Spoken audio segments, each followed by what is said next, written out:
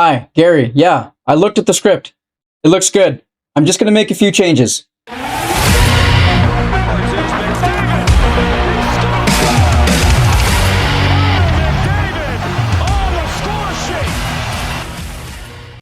Welcome in, everybody, to another episode of The Rush. Today, we're going to be talking about the pre-season, off-season preview of what we can expect for next season. And hopefully I can hit it on the button. If not, I'm not worried about it. It's, like I said, it's a pre-season ranking to see where the teams will fall. But I want to start off by saying thank you so much for taking the time to watch the previous video. I got up to 1,000 viewers on that. I never expected that to happen. There were a lot of opinions of whether people agreed with me or not, and that's totally fine. Thank you guys so much for dropping in your comments, sharing the likes, or even dislikes. It really meant a lot to me. I want to keep doing this stuff, and I'm just a fan, guys. I'm not a professional. I'm not in any way, shape, or form an insider. It's just a fan's perspective that I wanted to be able to get online and just share with you guys. And I love the fact that there's opinions from all 32 fan bases, including my own, in which some people agree and some people don't. So thank you so much for taking the time to do that. So what we're going to do is we're going to go through the different divisions. We're going to break down where they were last season, and we're going to take into account some of the free agents that we had this season signing on to new teams. As you guys know from the headlines, there was a lot of players that moved around. A lot of teams did a lot of things, and there was a lot of teams that didn't do quite as what we thought would happen. We didn't think they would do as much as we thought they could.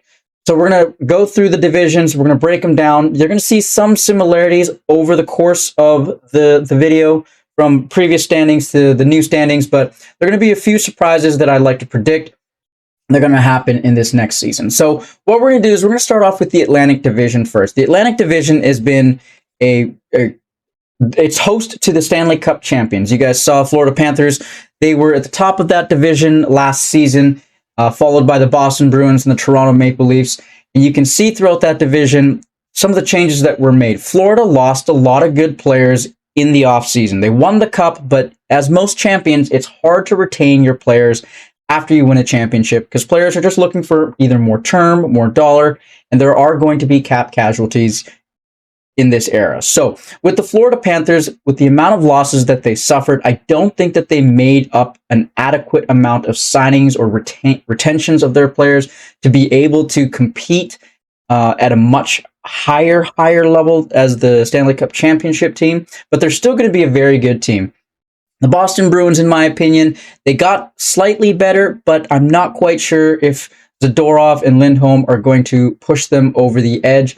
The Tampa Bay Lightning, you guys all know, they lost Steven Stamkos. It's something that I never thought would actually happen, but it happened. I mean, if Wayne Gretzky can get traded, then Stamkos can sign anywhere. Hopefully one day we see Stamkos come back to the Lightning, sign a contract, and retire the Tampa Bay Lightning, because I believe that's where he deserves to be. That's where he's had his whole career, and just seeing him in another jersey is completely, it's going to be new to me. The Red Wings, I don't think they did what they should have done. I don't think they did enough.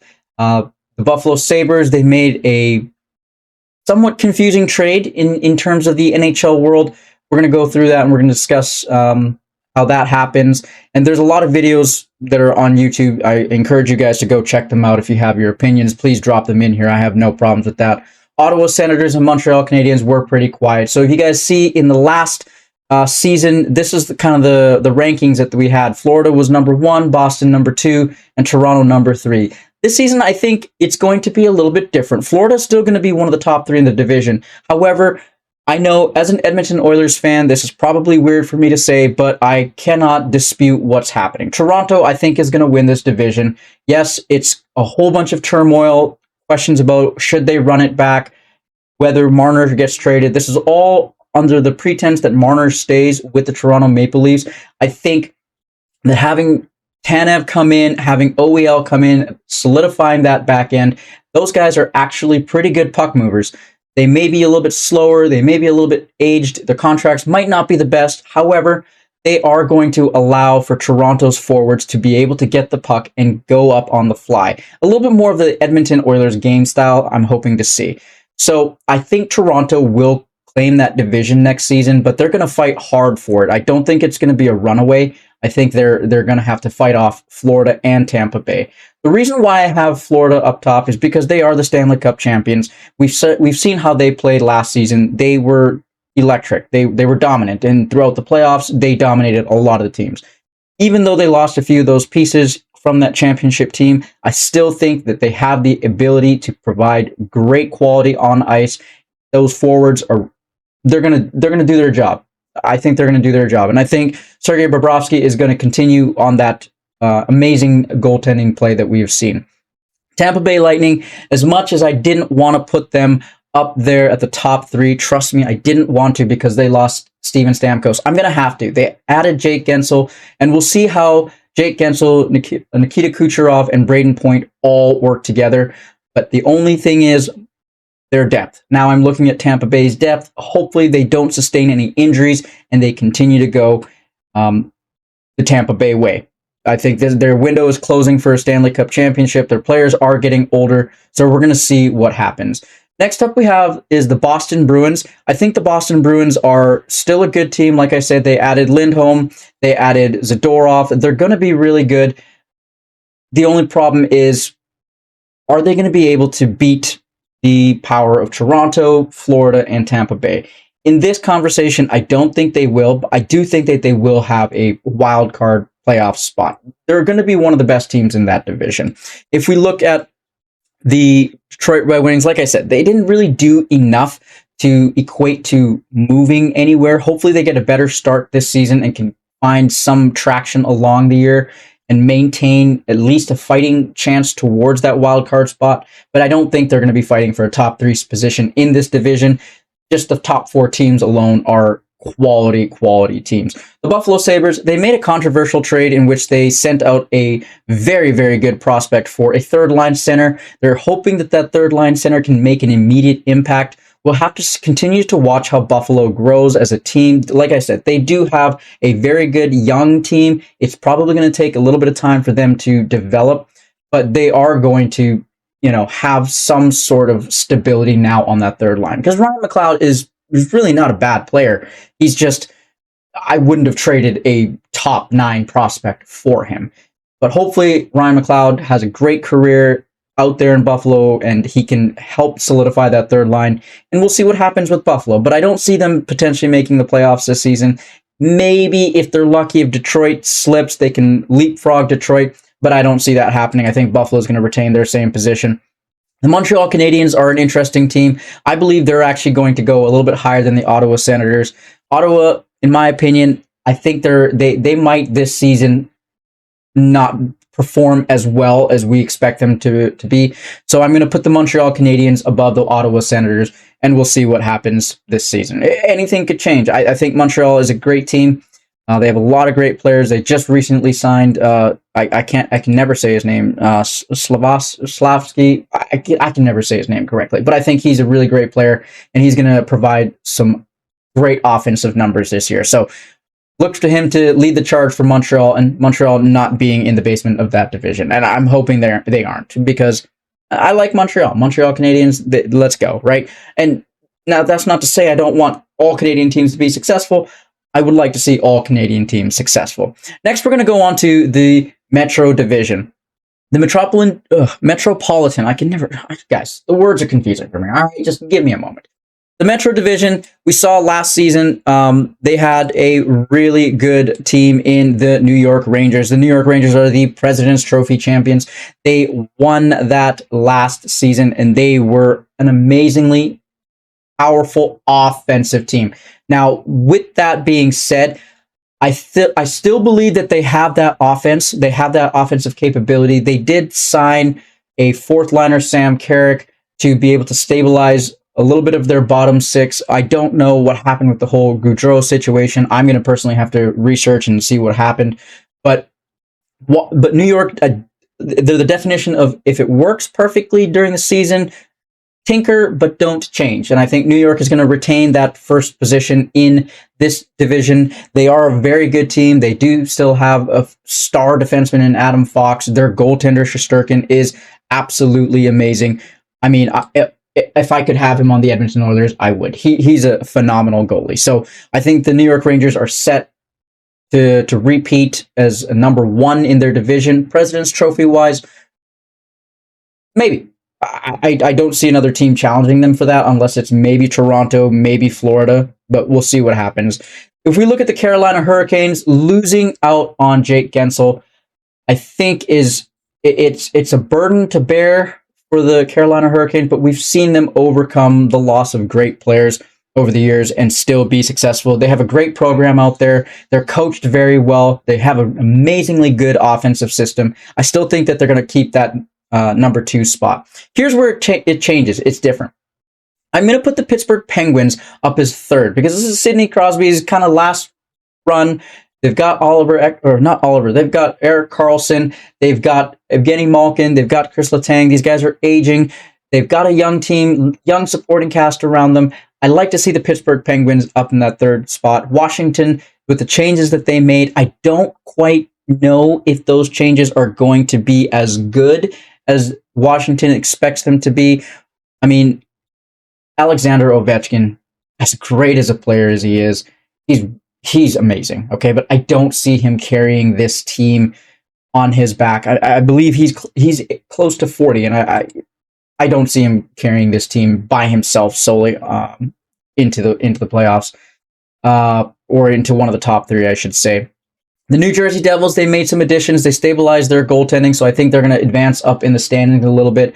However, I don't think that they're going to be able to overcome the teams of New York, Carolina, and even Pittsburgh. Washington, maybe they might be able to leapfrog that. I don't know.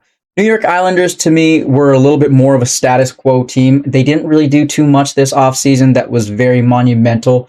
They're just going to be in the same somewhat lower position. I was surprised to see them in the top 3 last season in their division. However, I don't see that coming up this new season. And you know what, New York Islanders fans, feel free to jump into the comments. Let me know. Tell me I'm wrong. I'm okay with it. Let me know why I'm wrong. Let me know if I'm missing out on certain players or certain things.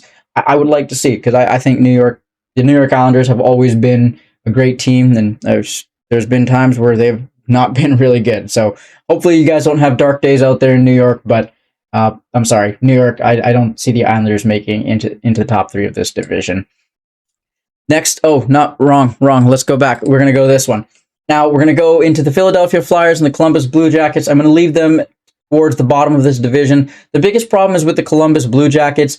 They haven't really done enough to support Johnny Gaudreau signing that contract out there in Columbus. Bringing in Monahan to rekindle maybe a Calgary Flames connection is good. They still have to worry about Patrick Laine, who wants to be out of that team. The team, it seems like a mutual separation. So we're going to have to figure out what Columbus does with Patrick Laine. If they keep him, if they find a trade partner that could allow them to get some assets, whatever they have going on there. Columbus has a young team. If you look at their roster, they're a little bit undersized in terms of comparable to the other teams in their division and in the NHL. So I don't really see them pushing past the basement of their division. Who knows? Anything and everything can change. It all hinges on this Patrick Laine deal. If it happens, whether it happens now, this offseason, or during the season, or even at trade deadline. But I don't see Columbus making really much of a push in their division, let alone in the NHL. There's just too many teams that just have gotten so much better. So Columbus, I'm sorry, but it looks like another dark year for you guys. So going through that, we're going to look at the overall Eastern Conference. I believe the Toronto Maple Leafs, Florida Panthers, Boston Bruins are going to be top 3, like I said. Tampa Bay is going to get in on that wild card spot, and this is only one division. I didn't even put the whole Eastern Conference, so you're going to have to forgive me. But yeah, I think Tampa Bay is going to get that wild card spot, and if we're looking at the Metro division, maybe Washington gets that spot for the wild card. We'll see what happens. All right, so now we're moving on to the Central Division. The Central Division is a very interesting division because a lot has changed. If you guys have been paying attention and you haven't been under a rock, you've seen the Central Division has had a monumental power shift. And where did that power shift come from? Probably Nashville, signing the top 3 free agents in the offseason. I'm putting Nashville creeped in on a wild card spot last season, and they have a very good team. Now you've added a stronger second line. You've rounded out the team. Nashville, I think you guys have the opportunity to be in the second place. You could be arguably fighting for first or second in that division. You guys have instantaneously gotten better with the additions of Steven Stamkos, Jonathan Marchessault, and Brady Shea. You guys instantaneously overnight have gotten better just from that free agency. You guys won that free agency. So I'm going to give you guys the credit and put you guys at number 2. Colorado is still a very good team. Nathan McKinnon, you got Cale Makar. There's talk about Landeskog being able to play. We have to figure out the Valerie Nichushkin situation, but I believe Colorado is going to be at the top of that division. They're just a high flying team. They're very young. They're strong. They have great ability to score goals. Great ability to shut down. As an Edmonton Oilers fan, sometimes I fear playing the Colorado Avalanche, but I have to respect their game. They are a phenomenal, phenomenal team. Looking at the rest of the standings, here's where my surprise is. The former Arizona Coyotes, RIP, they were in second last in that division. They're coming to Utah. Now, Utah has made some additions. They keep a lot of the players from Arizona, but they've added some players in the offseason. Regardless of whether you agree with some of the addition, the contract terms, and the dollars that were spent, I think those additions are going to really help the Utah Hockey Club. Utah Hockey Club, I'm going to put them in 4th, and I think they're going to get a wild card spot this season. Dallas is going to keep that 3rd position. They're still a good team. They are aging a little bit, but they are still a very good team led by Miro Heiskanen. No love for Winnipeg. I'm sorry on this one. I have to say no love for Winnipeg. What Winnipeg did this offseason did not really...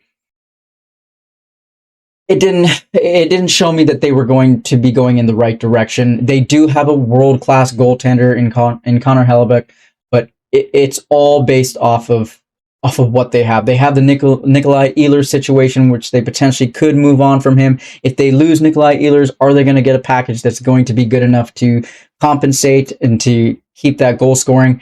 I just don't see the Winnipeg Jets making the playoffs this season. If they do, it would be that wild card spot, and it's not going to be in the same position that they were in last season. The St. Louis Blues and the Chicago Blackhawks and the Minnesota Wild round out the rest of that division.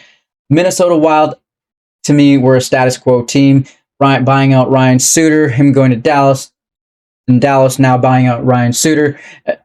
Minnesota just seems like it's a team that's a little bit in turmoil. They're trying to figure out their identity. This might be a tough season for a lot of Wild fans. Just hold on, hold strong. We'll see what happens. I like the Chicago Blackhawks. They made a lot of good additions to that team.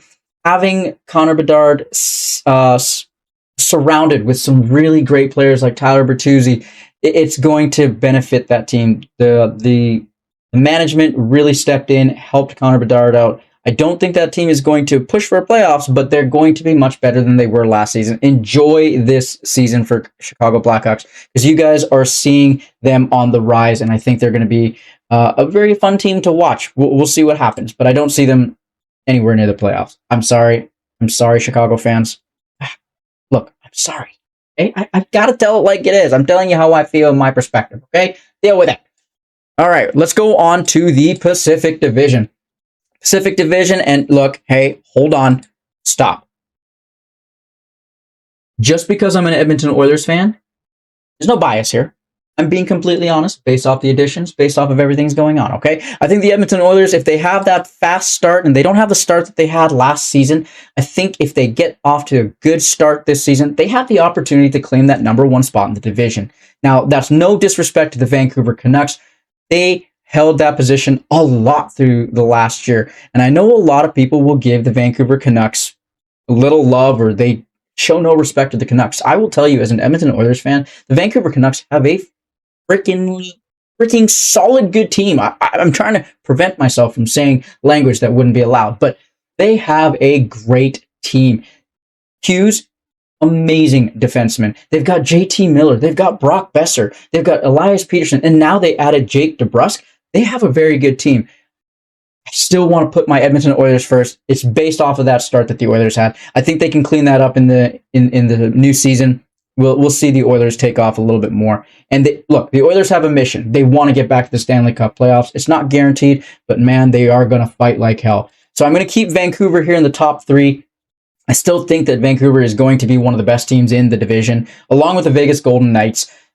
Those are the top three in wow, it's a Central Division. You know what I mean. I meant Pacific Division. Look, I'm over here editing all this stuff, creating. Forgive me, okay? It just happens. Sorry, it just happens. All right, Seattle Kraken. They're going to be good this year. They made some adjustments, and I think they're going to be a phenomenal hockey club. Regardless, like I said, of other teams, regardless of the contracts that they sign, the term, the dollar, they're going to be a good team. I think they're going to be in a wild card spot this season. The LA Kings, to me, have fallen off a little bit. Yes, they signed Warren Fogle. They lost Victor Arvidsson. They still have Andre Kopitar and Drew Doughty, and they have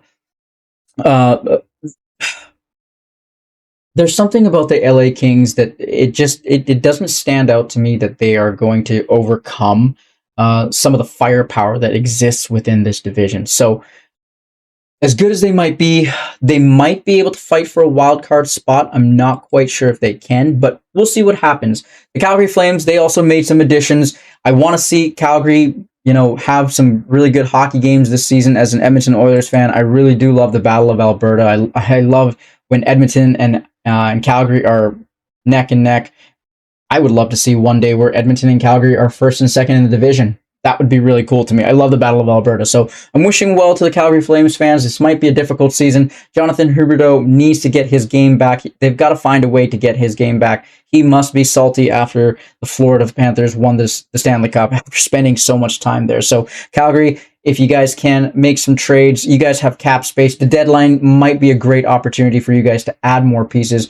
And through trade or whatnot, and even use that cap to your advantage, that cap space that you guys have. So I project the Calgary Flames to potentially fight with LA to kind of go up there. Calgary, if they have a good start, they could overtake Seattle for that wild card spot, but that's where I'm going to put Calgary right now. Anaheim and San Jose, I'm sorry, you guys, great teams, young players on those teams. San Jose, enjoy that first round pick in Celebrini, and Anaheim, Zegras, he might be on your team. He might not. There's trade talk. I don't know. There's a lot of uncertainty in Anaheim, but we're going to see what happens with the Anaheim Ducks and the San Jose Sharks. You guys are going to have some very exciting hockey. They're going to be really good teams, but we're going to see what happens moving forward. So in the Western Conference, I do have the Edmonton Oilers going to be top spot. Hey, fellow hockey fans, thank you so much again for taking the time to check out the video. As always, your comments are always appreciated, whether you agree with me or not. I'm happy to be able to have conversations with you online. Let me know what you guys think of the video. Don't forget to drop the comments into this comment section. And most importantly, don't forget to hit that like and subscribe button. It really means a lot to help me grow this channel. Thank you guys again. Y'all have a great day.